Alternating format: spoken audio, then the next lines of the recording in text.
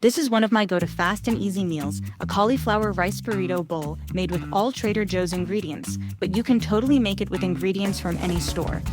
Start with a little oil in a pan and sauté some onion and red bell pepper. Add a couple of garlic cubes too, they are a great time saver.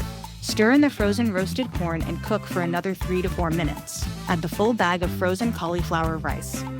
If you're using it straight from the freezer, give it a few minutes to break apart and cook down. To make it easier, store the bag in the fridge overnight so it's thawed and ready to go with 0 ice block smashing required.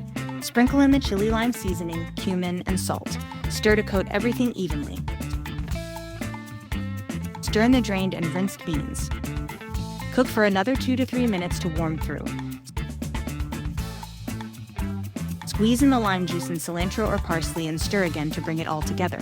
Spoon it into bowls and top it however you like. I like to add guacamole, salsa, shredded lettuce, and jalapenos. This meal is quick, filling, and totally plant-based.